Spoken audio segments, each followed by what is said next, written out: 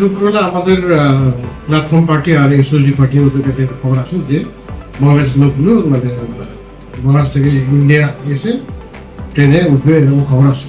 তো ওটাই ওয়ার্কআউট করতে গিয়ে দুপুর 2:30 নাগাদ 2জন ব্যক্তিকে আমরা ধরতে পারিয়েছি। তাদের জিজ্ঞাসা করে জানতে পারলাম যে ওদের বাড়ি হচ্ছে বাংলাদেশ। একজনের বাড়ি নবাবগঞ্জ জেলা, একজনের বাড়ি জামালপুর জেলা বাংলাদেশ। ওরা আসছিল এখানে মালদা টাউন স্টেশনে। ওরা এখান থেকে চেন্নাই যাওয়ার ট্রেন ধরে চেন্নাই যেত কাজের জন্য। কোন বর্ডার দিয়ে এসেছিল, কতদিন আগে এসেছিল কেউ জানতে পেরেছেন? এরা বাংলাদেশ বর্ডারে হয়ে আসছে, কিন্তু কোন বর্ডার ঠিক বলতে পারতেন না, যেহেতু এরা নতুন আসছে এখানে। এরা কাদের সাথে এসেছিল বা কে কোনো দালাল ধরে এসেছিল এরকম কিছু? এটাকে বলছে একজন দালাল নিয়ে আসছিল টাকার বিনিময়ে। ওই দালাল ওদেরকে নিয়ে আসছে, তারপরে ওই দালালটা পালিয়ে গেছে।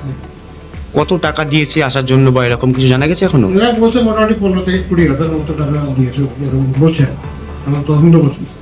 এদের কি উদ্দেশ্য শুধুমাত্র চেন্নাইয়ে কাজে যাওয়ার জন্যই ছিল না অন্য কোনো ছিল? আপাতত ওরা বলছে কাজের জন্য, কিন্তু আমরা ইনভেস্টিগেশন করছি। ওদের কিন্তু আমরা 2 দিন কালকে ফরওয়ার্ড করে রিমান্ড নিয়ে আরো ভিতরে কি আছে না দেখবো। এমনি এদের কাছ থেকে কোনো নথিপত্র কিছু পাওয়া গেছে? আর না, ওদের কাছে শুধু একটা মোবাইল পাওয়া গেছে, এটুকু। ফলো করুন টিডিএন বাংলা, সত্যের পক্ষে খবরের আওয়াজ।